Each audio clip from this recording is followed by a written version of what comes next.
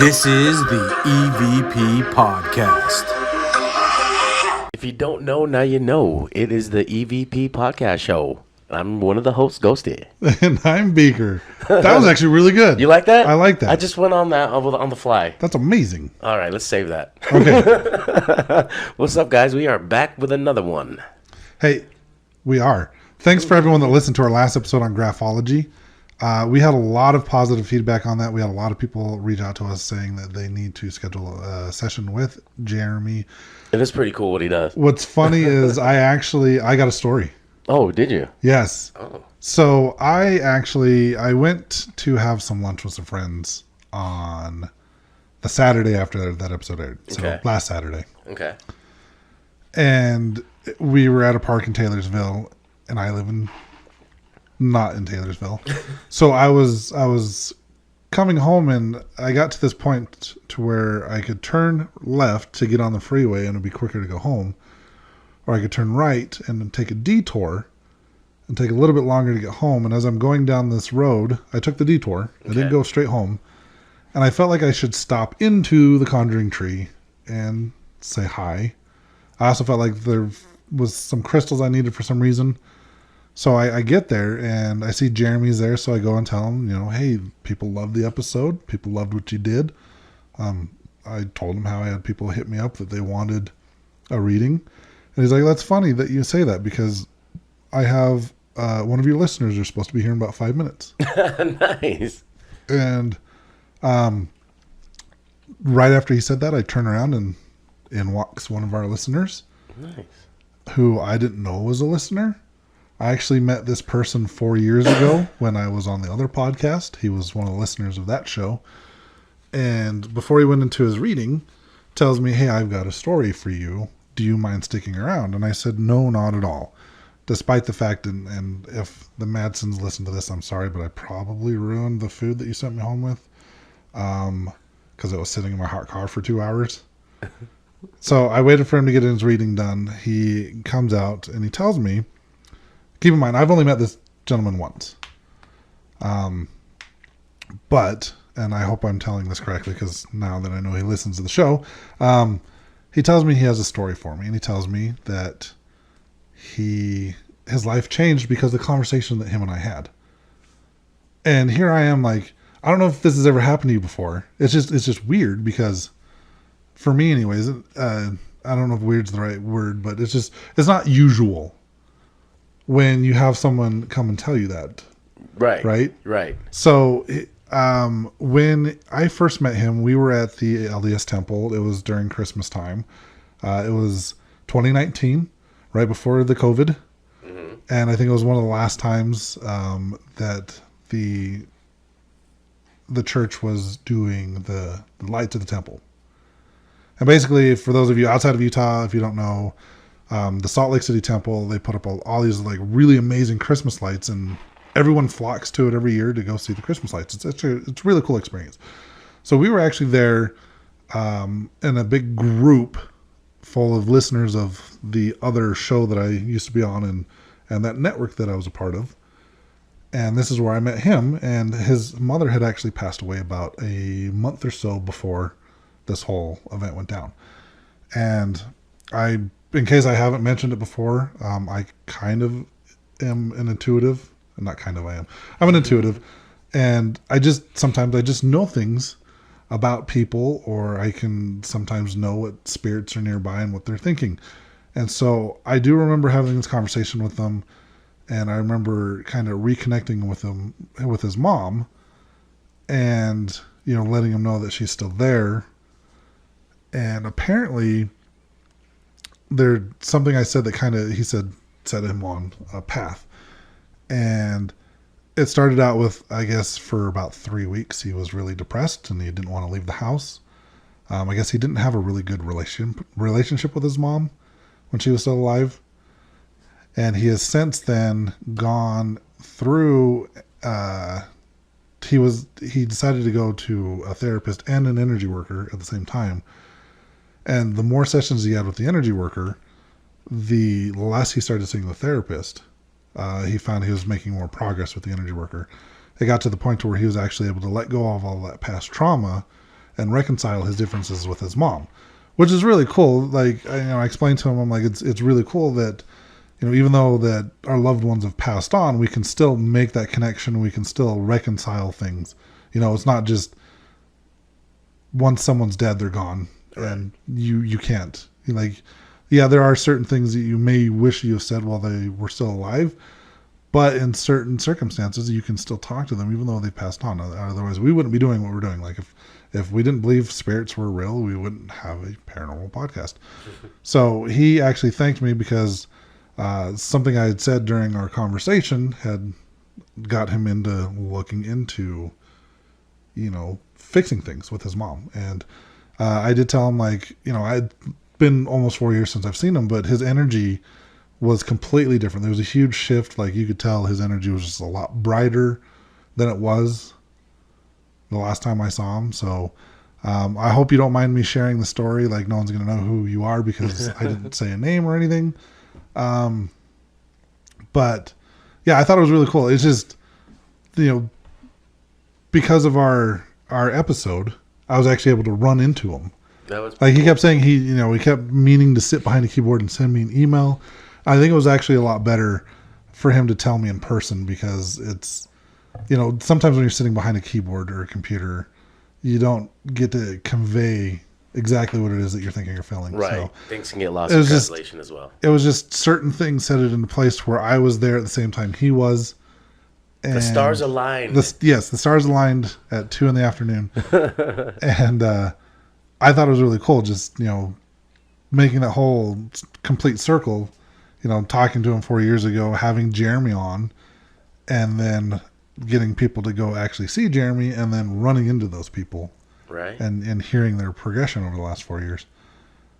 Nice. So, yeah, it was, cool. At first I was a little confused because and I told him this, he's like, you set me on this path to recovery. And they told me how he was depressed for 3 weeks. And I was like, what did I do? It was your fault. But I thought that was a cool story. I just wanted to share. Like, that was cool. That was a very cool episode too. A lot of people loved it.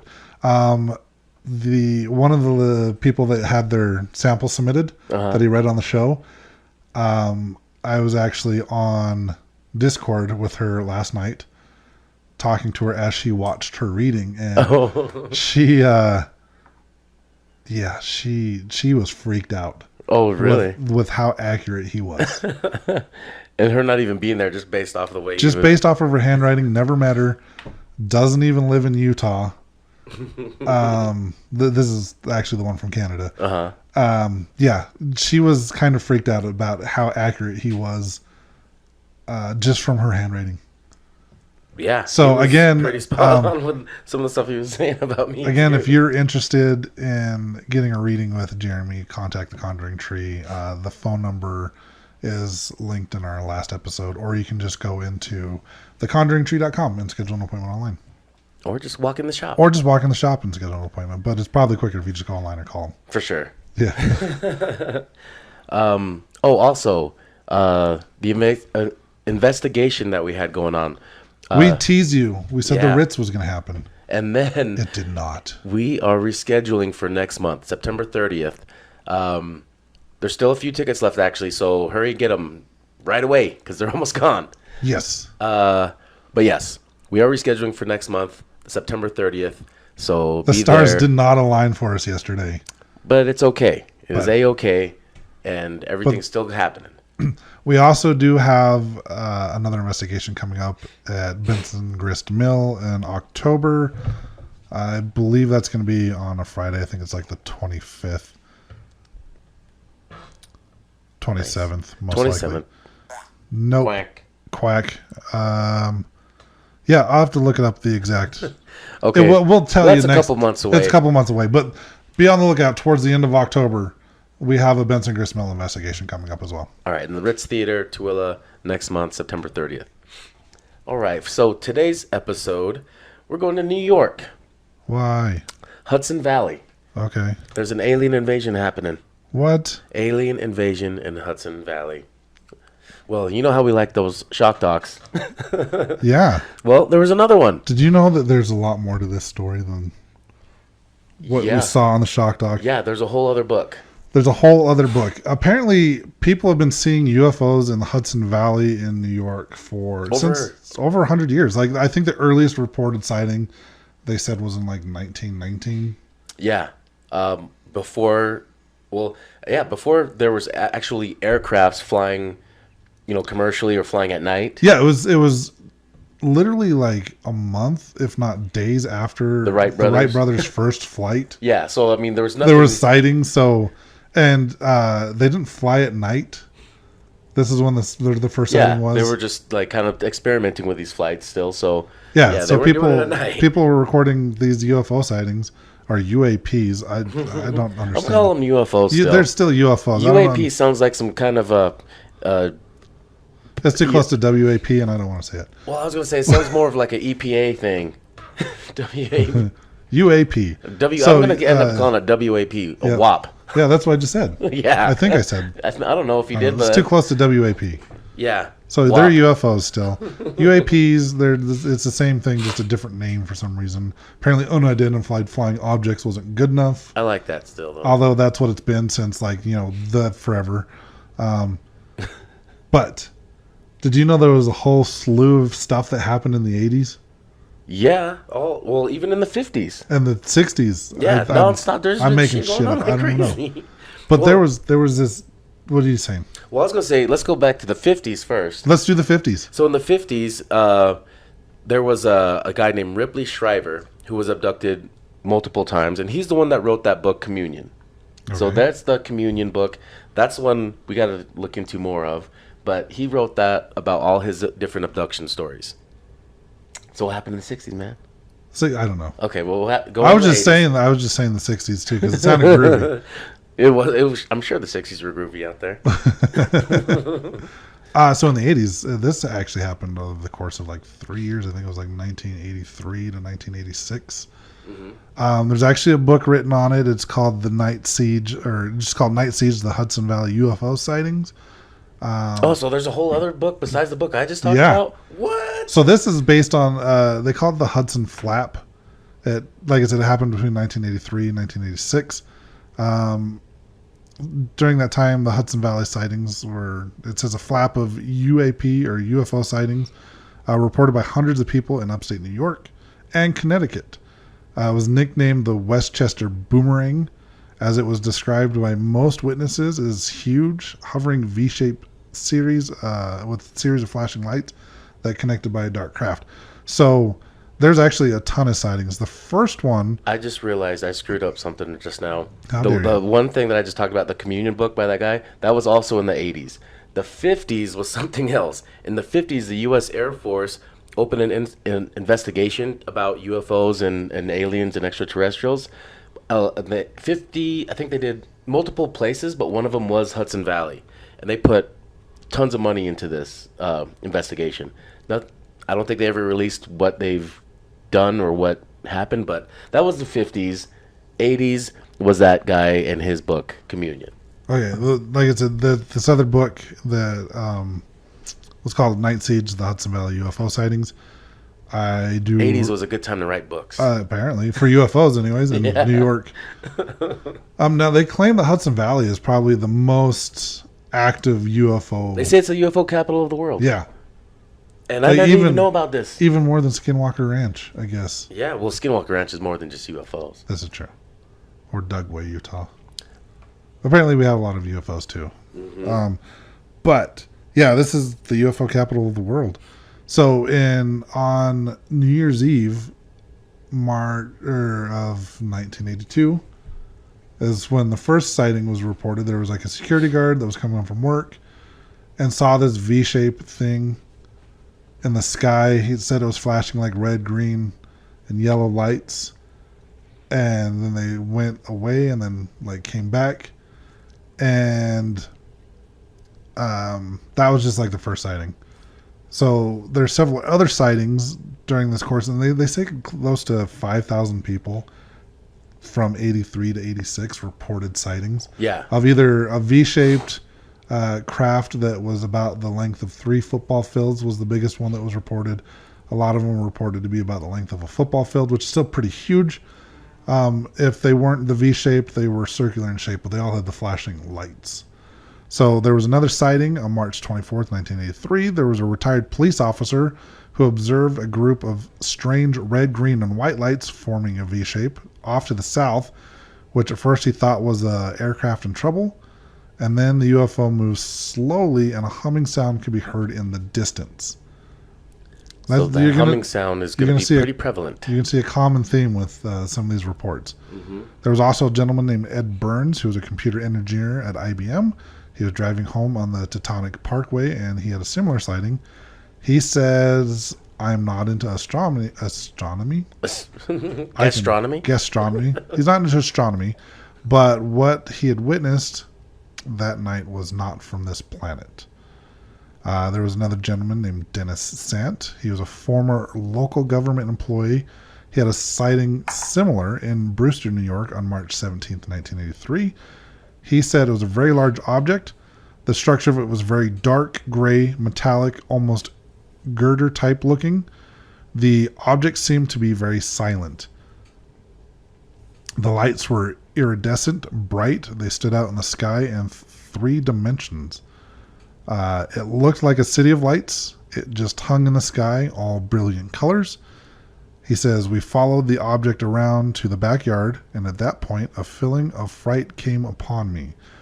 Thoughts started to flood my mind, thoughts of the craft touching ground, thoughts of an encounter with an alien being, thoughts of being abducted. All types of fearful thoughts started to enter my mind." Now, there was other eyewitness testimonies that were part of a group sightings, which allegedly continued in the Hudson Valley area for years after. Also in 1983, March 26th, there was a front page story in the Westchester Rockland Daily that ran with the headline, "Hundreds Claim to Have Seen UFO." The article got the attention of a group of UFO researchers in the area associated with Hynek, who was one of the writers of the book. The group started a hotline and received over 300 calls from people that had seen UFOs on the night of March 24th. One witness cited that the book, Night Siege, as if it were such a thing that a flying city, this was a flying city. If there was such a thing as a flying city, this was a flying city. The object was seen in nearby Yorktown that evening, where the police switchboard became jammed with reports all night long. The research group estimated that over 5,000 people had seen the object from 1982 through 1986 from the Hudson Valley as far north as Brooksfield, Connecticut. Some accounts noted the UFO moving at fast speeds and being able to disappear, and others speculated there could have been multiple crafts.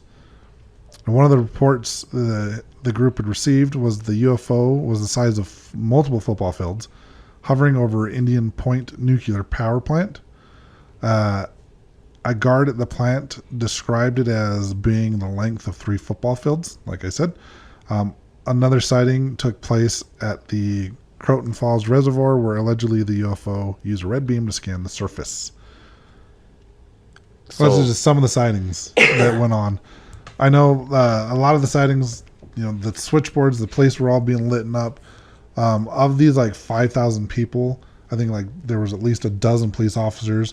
When people were calling and reporting these sightings, the cops would look outside and be like, "Yeah, we see it too." Yeah, what do you want us to do? Shoot it? Kind of like the stuff that's going on in New York, or not in New York, Vegas recently, with all the UFO sightings and people calling in. The cops are like, I saw some weird shit too. There's videos of this, of the cops showing up to people's houses that people reporting UFOs. Yeah, we didn't even talk about that yet. There's been UFO sightings in Vegas recently that were pretty gnarly. Same kind of situations that we're going to talk about in these stories, with alien crafts coming down and landing in people's backyards and shit. But we can talk about that in a little bit. Well, what's interesting about this whole thing with the Hudson Flap is that at some point they actually sent out airplanes to fly in V shapes and stuff like that, to try to basically gaslight these people and to say that and tell them oh yeah, you're not seeing UFOs, you're seeing these planes in this formation. You're seeing the airplanes flying. But the problem I have with that is you can't. They're not making sounds of airplanes. They're not making sounds. Well, you see, most of these reports said it was silent, or there was just a low humming. Like, have you ever heard an airplane fly? I'm sure they don't sound much different now than they did in the 80s. I'm sure they're a lot louder. Yeah, a lot louder. When most of these crafts are silent, a lot of the people that went on record saying that, like, I know what I heard, and those planes are not what I heard. Yeah. The other thing is like, what planes do you know that can just stop dead over things and just sit there still? Like, airplanes don't do that. Yeah. So, the government basically, back in the 80s, were trying to gaslight all these Hudson Valley residents. Like, 5,000 people. Like, no, it's airplanes. Well, there's actually a lot of people that didn't even come forward and tell their stories. Right. And then this Shock Docs episode that came out, Ben Hansen was one of the hosts. Him and two other people. Can't remember who this other female was, but the other guy, he's a member of MUFON. Yes. He's a researcher with MUFON. I can't remember his name. That's not important. Ben Hansen's the only one. Yeah, Ben Hansen's our buddy. What's up, Ben? Well, actually, we do know Ben, though. I do. I do know. That was one of those celebrities that we actually know when we say we know them. Yeah. I mean, we know everybody, though. Well, mainly because, we've investigated with Ben. Have you? Yeah, a couple times. We've investigated with Ben. Yeah, we hung out with him a couple times. Investigated with him a couple times. So, yeah, he's the important one. Yeah. So, anyways, he's the host of this episode on the Shock Docs. And out of the three of them, they go and talk to a lot of the people in the town that have stories. One of them was this guy named Charlie Carnes, and he's the town supervisor. I don't know what a supervisor of a town does, but he is the town. No idea. Yeah, I saw that. I'm like, town supervisor. Like, really now? How do you get that title? Anyways, he's not actually a believer. He's heard the stories growing up, but he never really believed any of that. And until one night, when he came home at 9 o'clock at night, looking down in the valley below his home, because he lived kind of up on a hill. So on the valley below him, he actually saw this weird craft that was kind of hovering slowly and just kind of slowly went down to the valley below his property and landed. And he's never experienced anything, never seen anything weird since then, but that was just kind of after hearing all the weird things that happened in town, that was like his first and only weird thing that has happened. And then with him, there was another guy who was a resident of the town. And this town they lived in was called Pine Bush. And that's one of the most concentrated reports of Hudson Valley is in this town. So what I did find out about Pine Bush, looking through some stuff, I think it was like, for at least the last 13 years, they have like a big UFO convention every year. Oh, really? That would be kind of cool to go to hear all these stories. And in 2021, Pine Bush UFO and Paranormal Museum opened in New York. Well, that's now a hotspot on our to-do list. Yes. On our to-go. We'll add to our list of places we want to go, but probably won't. One day. One day. Who knows? Another as soon as we open up a Patreon and people pay us. Yeah, pay for our trips, people. This other resident of the town, Asa Lennon, at dusk, he sees this tube-shaped flying saucer, I guess. But the tube shape is kind of like two pie tins put together, and there's windows across it. And he sees these, what it says is like stick figures in these windows. Two pie tins with windows across it. Yeah, does like that sound, two pie tins put together. Does that sound familiar? Yeah, like a flying saucer. Kind of like the one Travis Walton saw. Oh, is that what he talked? Oh, shit. If you remember, like the Travis Walton one on the Benny Barty Hill, that was just a big circular thing with like windows in the middle. Yeah, the windows across it. I know Betty Barney Hill saw the men looking at him through the window. Right. So it sounds very similar to what other reports. So what he says from decades earlier. So he sees that. That's what he sees at first, and then he comes back out again later on. But this time, what he sees is it's more like this wheel kind of thing in the sky, and it's spinning. And as it's spinning, it's emitting this red light. And as it spins, the red light kind of scans down and hits the ground, but it's just kind of woof, woof, woof. And then as it's flying by. So he ends up seeing that, two weird things in the same night. And then after they kind of talk to these guys, one of the hosts, the one that works for MUFON, he talks about a story that he has when he actually lived in that same Hudson Valley. And so when he talks... Oh, yeah, his story's crazy. His story is nuts. And this kind of set off, of course, with some other weird stuff that kind of starts reoccurring in other stories as well. So one night, he was laying awake about 3 a.m. and started hearing these weird knocks, like... So it's coming from outside or somewhere out there. So he ends up looking out the window, gets out of bed, looks out the window, and as soon as he looks out the window, this bright light just shoots him right in the face. And next thing you know, he was just blinded and he was froze. And then next thing he knows, he woke up again, like he was in bed, and he woke up again, and now he can't move. All he could do was use his peripheral vision. He couldn't turn his head or nothing.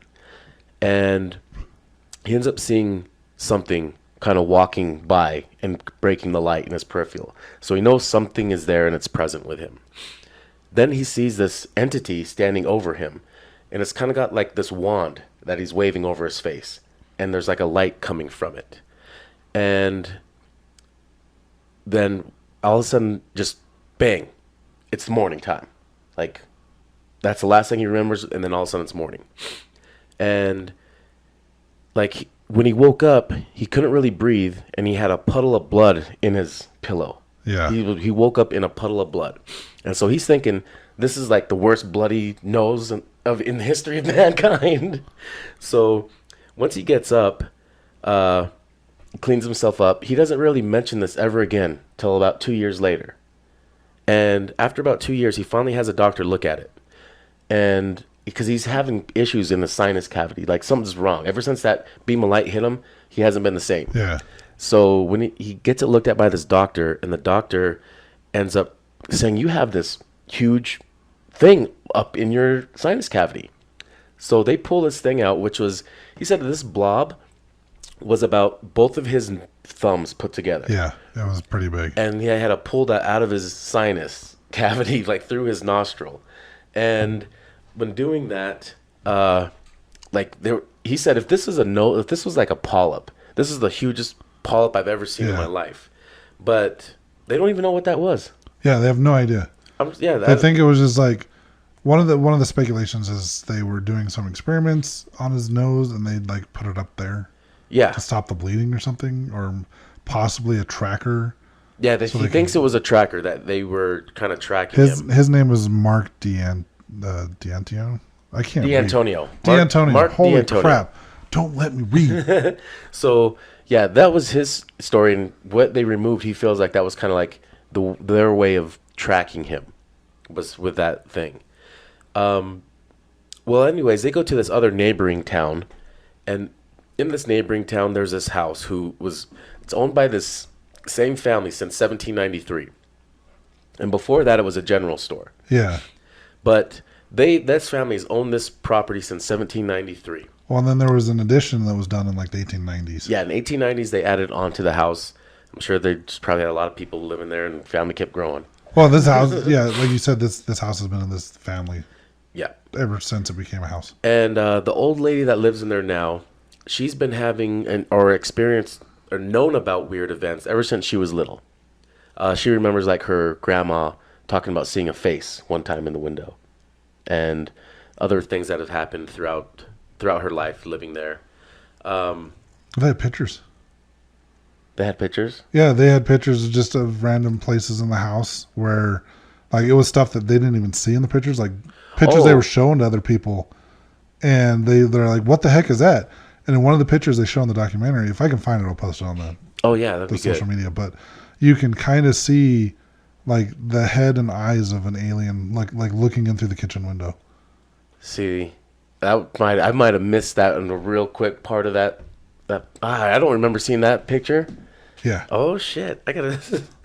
But anyways, they talked about this room upstairs, where, there was like a little 3-foot creature that they see standing outside this room, and it's just that room that they experienced that.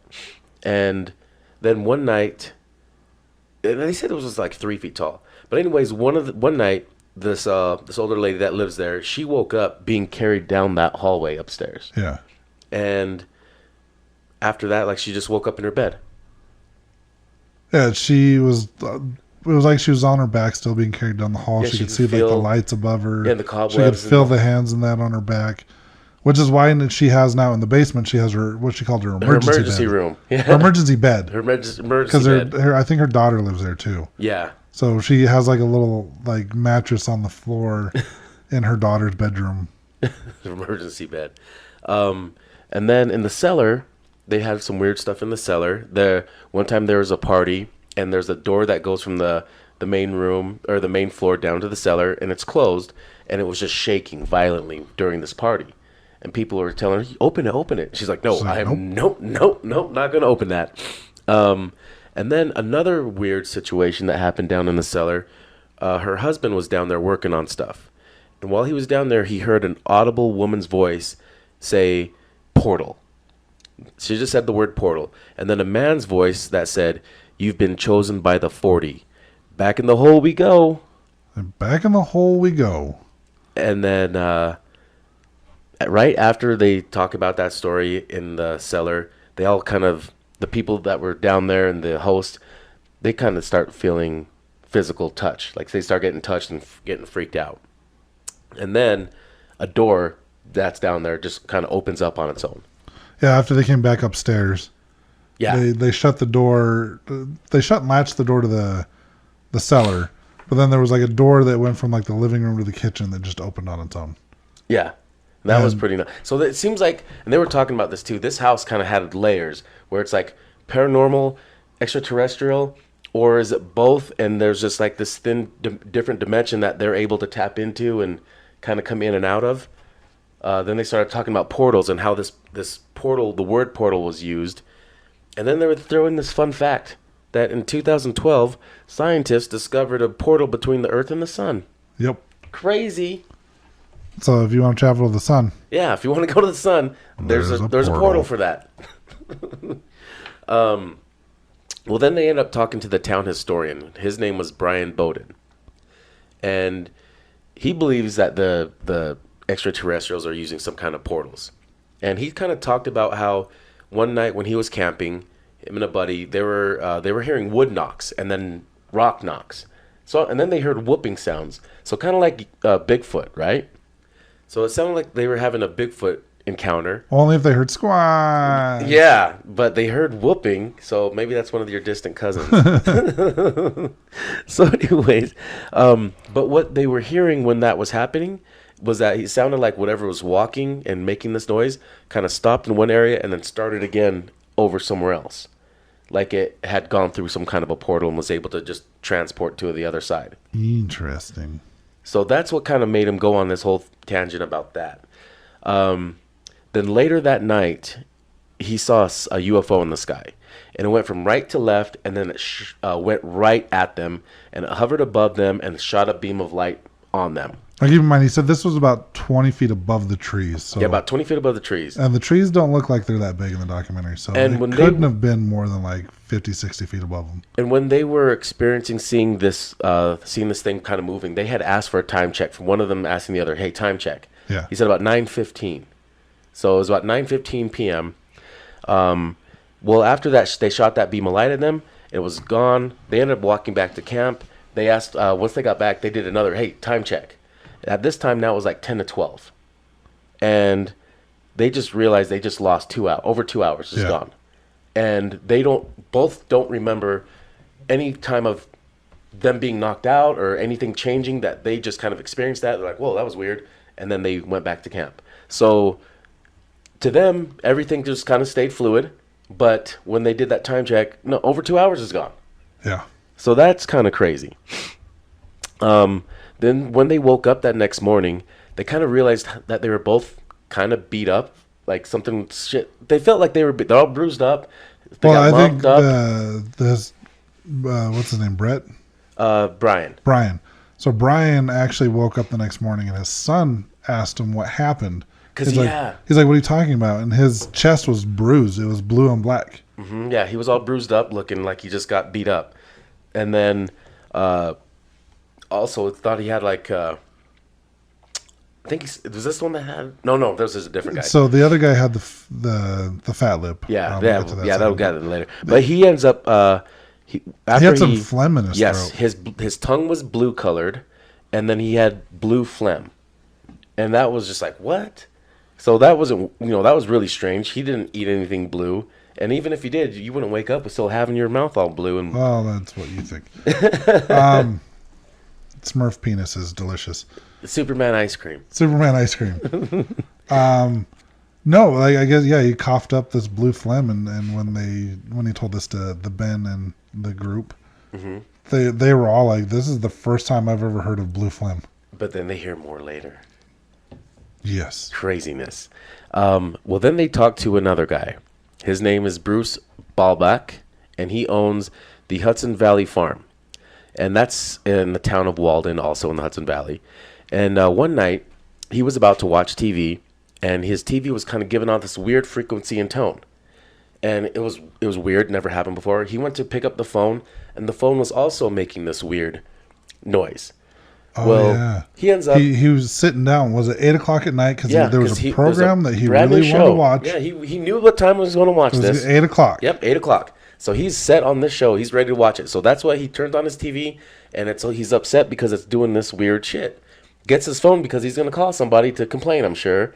And when he does that, his phone's also doing the same thing. Well, he goes back to the TV, and it stops. It's not doing it no more. Well, now he realizes 40 minutes has passed, and the show he was going to watch is now over. Yeah. I bet you, 1, he's upset. 2, he's probably a little scared. Probably. Because I'd be pretty pissed and also a little scared. Yeah, it seems like a matter of seconds for him because he just walks to the phone and back, and his show's over, and it's now almost 9 o'clock. Yeah, and so, yeah, he missed the show. He's almost out in like almost a complete hour. Yeah, which is kind of weird because also everything was moving fluidly. He didn't have any kind of break in between or loss of memory. Just all of a sudden, 40 minutes just disappeared. Like, what? Yep. Then he found out his neighbor had a similar event with that weird tone and frequency. But that neighbor also saw a gray. And then, once he saw that gray, he packed up and moved out real quick. Yeah, it took his wife, his 3 young kids. They packed up and they bounced. They pieced out. And then another time he saw a UFO land in the field behind his house. And that's when he tried to recreate that tone. Like he heard this tone coming from the UFO, and it was that humming sound. And he ends up helping Ben try to recreate this tone because they try to do some experiments with that later. Well, this is the same guy that walked him across the street to where the other neighbor saw the gray, right? Yeah. And there was at the time when the UFO went to the guy's backyard, it actually burned like a circle in the ground. Oh, yeah. So, yeah, but I don't think they were able to see anything like that as long. No, but I think they did like set up and try to investigate. That's the first night that I think they got out they got out the iPad or whatever, and they had this thing this app that could recreate tones. Yes. And that's where he walked him over to, was that area where the grass was burned. Right. So, and they conducted an investigation there that night. And that night when they played Keep in mind, that this tone, was on a Tuesday night. This was a Tuesday night. So on that Tuesday night when they did this and they recreated that tone, they did see something in the sky come down into the tree line, drop from the sky and come down in the tree line. Well, before that, there was actually visible through the tree line, you could see a light blinking. And then you see the other light come down. Almost like a signal, almost to signal that thing. It's safe to land. So you see this one light that's like slowly blinking on and off, and then you see another light come down almost right to where that first light is blinking. Mm-hmm.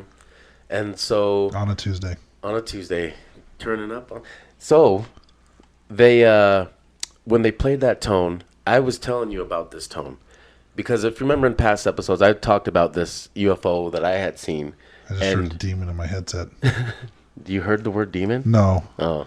The connection's loose. It sounded like a demon screaming in my ear. Oh, I'm sure it was. Way to derail the show, Beaker. So, anyways, the tone. When they recreated this tone, I was telling you, that is almost identical to what I heard, except there was just they had this weird synthesized tone to it that kind of vibrates a little bit. And if they eliminated that, it was like spot on what I heard. But they recreate that, they end up seeing that, and that was a pretty cool experiment. That was a pretty cool little bit of evidence that they caught, and then we'll elaborate on that more a little bit later. They do that. They do that a few more times. Yeah. And then there's another guy they talked to. His name is Al Santoriga. And one night at a lake, him and a buddy saw a strobing light in the sky. It was moving, and then it stops, and same thing, it shoots straight at them, and then that was it. The next day they woke up, they realized that they were kind of beat up, that they had, one guy was all beat up, like felt like he was punched, like, I think he had a black eye. I think this is the guy that had the fat lip. Yes, he ends up having a fat lip, but feels like there's something implanted in there. But he never looked into it. He never really looked into that. He never figured out what it was. But then he talks to his friend that morning after they're feeling all beat up, and his friend says that he's spitting up blue. Interesting. And he's also spitting up blue. So then his friend says, then another night, he sees a bright light in his window, and then 2 tall grays carrying him, about to take him through the window. And right before that, he hears his daughter scream, and then he kind of wakes up, but he's not being carried anymore. He's in his bed. But he hears his daughter screaming. Everybody hears his daughter screaming. Everybody's now jumping up and getting out of bed and seeing what's happening. His daughter is holding her brother, which is his son, his leg onto the bed and screaming like, "No, you can't take him. You can't take him." Because what was happening was his son was also experiencing the same thing, and his daughter saw that. Yep. And when she did that, when that all happened, because they were carrying him to this light, there was a light coming from from the window outside, and that's where they were taking him to. And somehow the daughter woke up as well, saw that happening. I think when he was being carried, he saw the light outside of his window. Yeah. And then when he woke up, it was gone. Yes, it was gone. So it had moved over. Yeah. To his son's But room. also, you don't know because he was sleeping during this. Was there also lost time did he experience lost time? It's very possible. And was he already back? Like, maybe they returned him and they're like, they okay, already returned him and now they moved on to his son. Yep. And so he was already, whatever they did to him was already done. And now they're just working through the family. Crazy. And they're just like seems like they're just taking turns. You think it would be efficient if they just took them all at once? They have all the time in the world. The Greys, what are they doing? But this guy talked about he's had these experiences ever since he was 8 years old. So that's why they think like they are watching over, like they're doing experiments and watching over the same people throughout their life. Well, that's another thing you'll find in common with a lot of these people that were interviewed is they've all been experiencing it since early age. I think the next guy has started when he was 5. Who, Jimbo? Yep. Well, before they talk to Jimbo, that's when they kind of start correlating some things that there's this thing with the blood type, with genetics. They think this genetics is kind of where they're leaning towards and what it is that they're looking at us for, what it is that they are doing these experiments. And it's mainly just based off our genetics is what they're thinking. And with a blood type. Apparently there's a really rare blood type that's Rh negative. I've never heard of this before. Me neither. And it's only 15% of the world's population has this. Yes. And how many of these people that they have I don't know the exact number of people that they tested have reported abductions, but 60% of people that have reported being abducted that submitted blood samples are all Rh negative. So there's really rare 15%. Like, I mean, out of 100 people, maybe 15 people are going to have this blood type. When over 60% of these people that have reported seeing UFOs or being abducted, 60% have this very rare blood type, which I think is very unusual. Yeah, that is pretty cool. I've never heard of this blood type before. So, super rare stuff. I'm sure there's a secret to longevity is in their blood. So there are some UFO experts that think that this blood type could possibly have been put there by aliens. It could be an alien DNA. And that's why they're tracking these people. Right. Because I don't know. That's one of the theories. I mean, there are a lot of theories about alien hybrid people on the planet. And maybe that's these people. Or maybe they're just, they made this blood as an experiment just to see what happens if certain things, who knows? Only way to find out is to get abducted. So. Well, you have to get a blood test and see if you're Rh negative. I'm not. I already know I'm not. But let's talk about Jimbo here. This old man started having visitations by weird, dark, ominous creatures that would take him out of his room and take him into a dark place. He'd be scared out of his mind, and he was just a little kid having these visitations and getting dragged out of his room. And he would tell his parents about this. His parents didn't believe him. They didn't understand that this could even be a possibility. So they took him to this doctor, and the doctor just would tell him he's having nightmares. And so, he wasn't getting the treatment he needed or the help he needed or the guidance he needed. Do you know why he told him he was having nightmares? Why? His parents were feeding him after 5 p.m. Oh, no. The doctor told him to stop feeding him after 5 p.m. because the food is going to give him nightmares. That's what he was saying. Yeah. You're feeding him after 5 p.m. That's why he's having nightmares. Yeah, so that was the doctor's treatment. Stop feeding him after 5 p.m. You have a gremlin. If you feed him, he's going to have weird shit. But he also is big into the DNA thing, thinking that it has to do with DNA and that they are constantly tracking him throughout his life because they're just, something to do with his DNA and keeping up on him. And then one of the last people they spoke to, her name was Teresa Costa. She's been experiencing things since the 80s as well.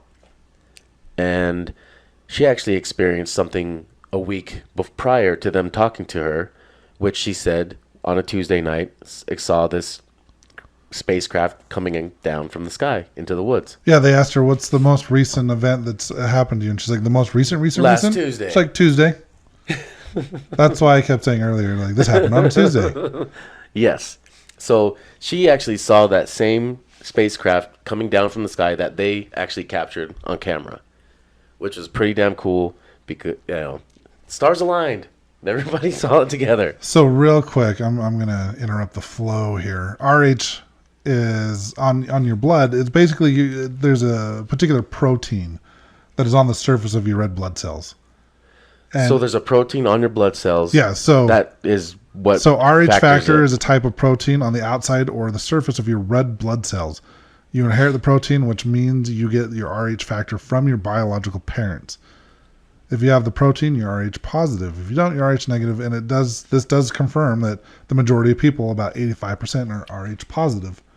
Mm. So to have 60% of these people that have had experiences that are Rh negative is significant. Very rare. That is pretty cool. All right. Sorry. Back to Teresa. So she I think her story is probably the scariest of all the stories. Hers is pretty nuts. I would not want to have this happen to me. So she also talked about when she saw that thing coming out of the sky, something compelled her to stop her car and turn it off. She looked out the window and actually could hear the humming. So she heard that humming and then saw the craft and saw it come down from the sky. Then one time she talked about this one scary event that was pretty nuts. That she ended up seeing 7 grays in her bedroom, and they were kind of standing over her. She was kind of laid out, kind of like on a operating table, yep, with her arms open and just kind of sprawled out on the table. She looks down, and she hears a woman's voice say, "Everything's going to be okay, Teresa. We're placing the crystals."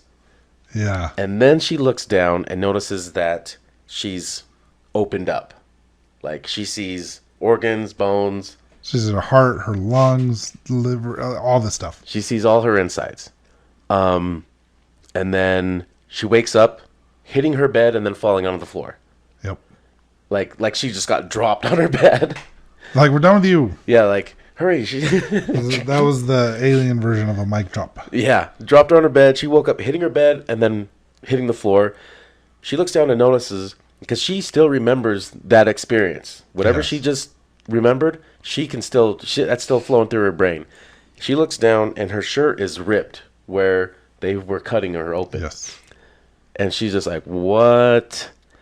And so ever since then, she has the power to feel power. I have the power. So ever since then, she can go out on her property and feel power. She says she feels power. I'm thinking it's more of an energy thing, and there is said to be in this area a whole lot of different minerals and crystals in the grounds there.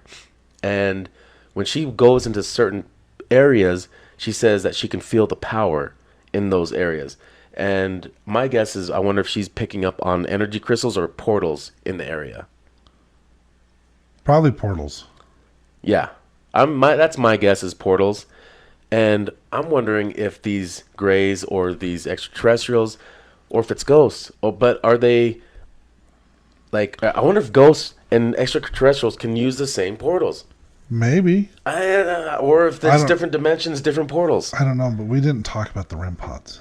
Yes, I was saving that because... Okay.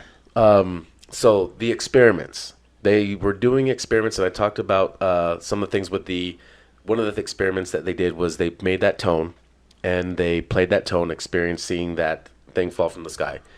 And then they did it a couple more times, but then they incorporated REM pods. And they're out in the woods. They have 4 REM pods. These REM pods go off based off of, something gives off energy, comes up and gets right next to the little basically antenna. Static electricity. Static electricity. Which you're not going to get a whole lot of out in the woods. No, because there's no electricity out there, and if you're human or animal, you have to be right up next to it, grabbing it, touching it in order for that to go off. And they have cameras on it. They have thermal cameras on it. Well, they set up a perimeter, so there's actually like 4 REM pods placed around them. And they're spaced away from each other. And after they play that tone, weird stuff starts happening. Yeah, I don't think all 4 of them ever went off at the same time, but you'd have at least 2 going off at the same time. Yeah, and there would be like the ones from the opposite corners. Yeah, and as it's going off and they're looking at it, they've got the cameras on them. You can see for yourself with the thermal and everything else. There's nothing near those. And I'm just kind of wondering if like a tree could be blowing and hitting that, but no, there wasn't. There was nothing. Yeah, we went back and we were around it, and they literally have them out in the middle of an open field. So there's nothing like that could possibly come near these things, unless there was an animal, but you would have heard it rustling because there were leaves on the ground. But they would also show up on the thermal. Yeah, they would show up on the thermal. So all these REM pods kept going off, and it was like every night they did these experiments with the REM pods.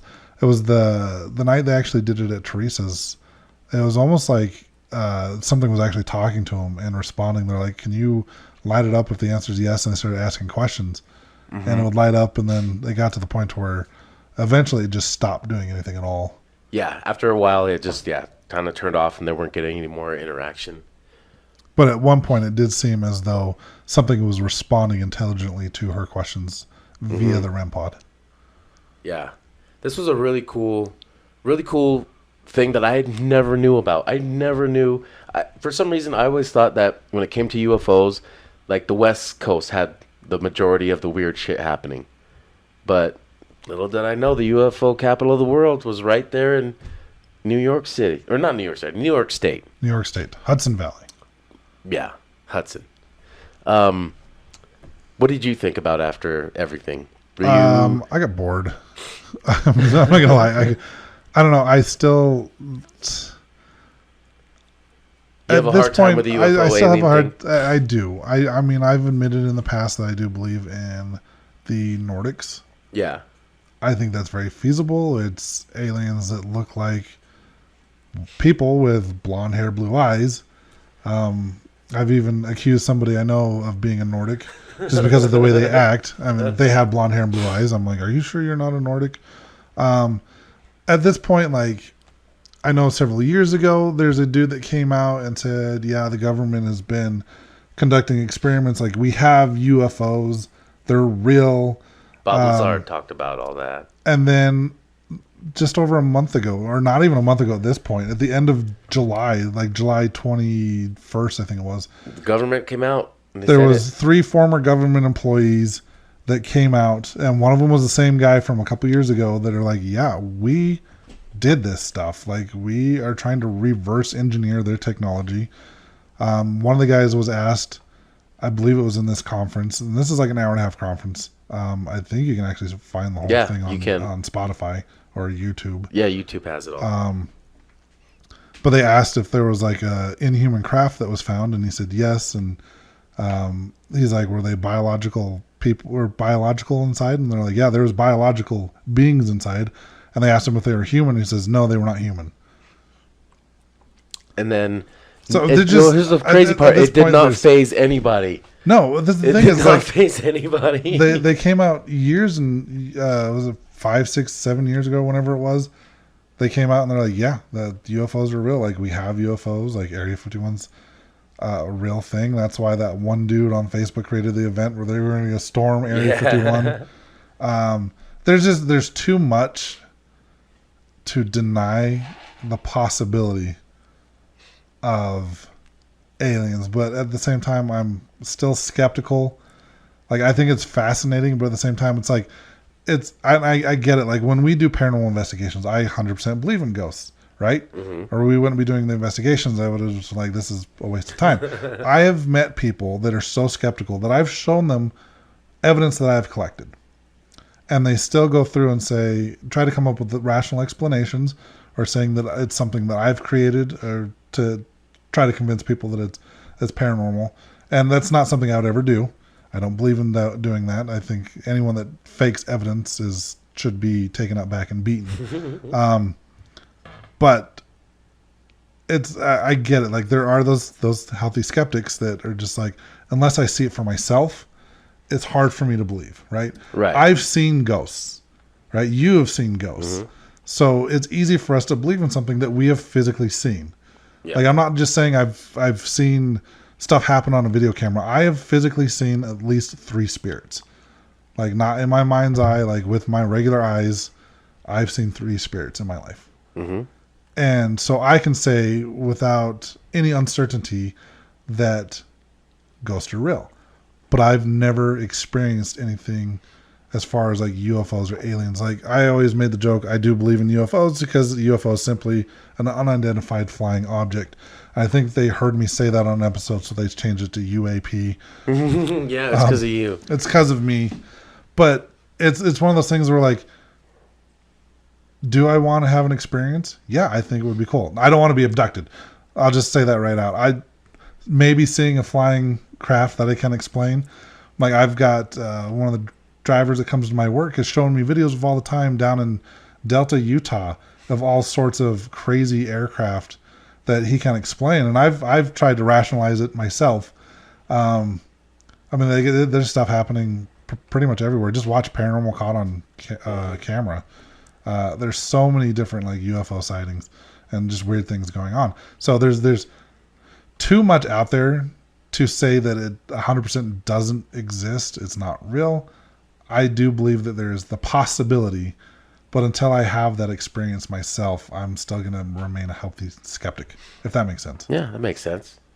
On the other hand, I've had experiences, and I believe in the possibility of that, just because, I mean, there's billions of planets, billions of stars that have their own planets around them, that will, definitely have a planet that's the perfect distance from it to create life.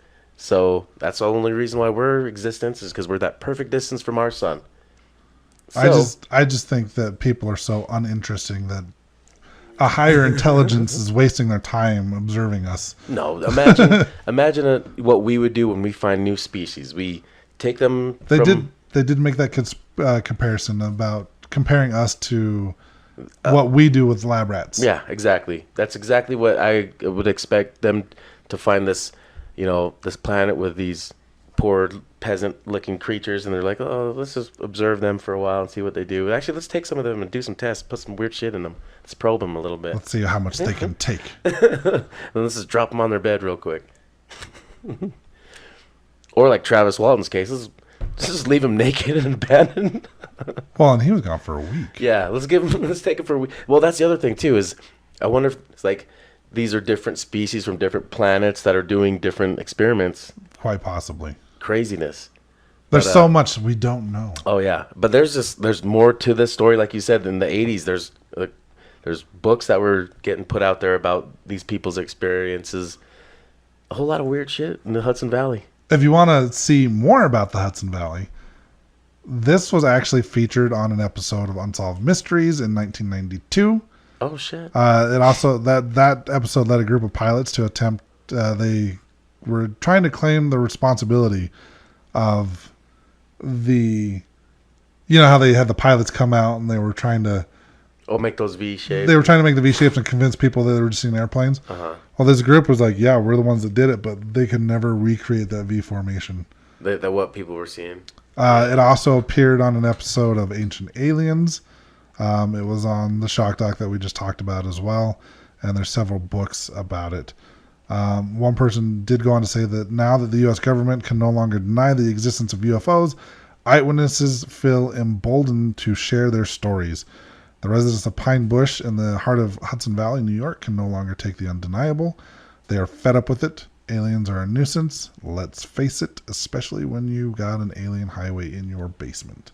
So you can watch, Unsolved Mysteries. I do believe that is on Amazon Prime if you have that.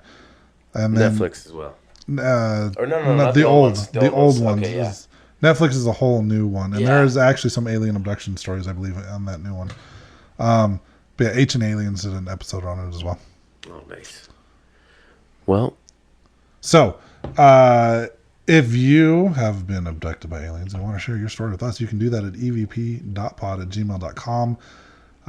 Or if you just have any stories that you'd like to have us share on the air, email us there. Or you can check out our social medias at evp.pod at Instagram and Facebook, where DVO is hard at work running the social media and putting up some reaction videos. And cutting clips. I don't know what that means. He's cutting clips. Of the YouTube. Oh, yeah, clips of the YouTube. But if you made it this far, you've already listened to the episode. But also... Watch it on YouTube, too. Watch it on YouTube. Apparently, we make faces. Go check out our affiliate link, ghoststop.com. Buy some ghost hunting gear. Come investigate with us September 30th and October 20... Benson Grist. At Benson Grist. There's some stuff I was looking at. I mention every time the tracer lights I want to get. There's the Faraday wallet. I think the ANSI Mini. We have the Faraday wallet now. We do have the wallet? Yeah, we do have the wallet. Oh, I don't want that anymore. Yeah, stop talking about it. We got it. I want the tracer lights. I did put myself on the waiting list for the Ovilus 5. Good. I'm glad you did that. I've been wanting one of those for a long time. Hell yeah.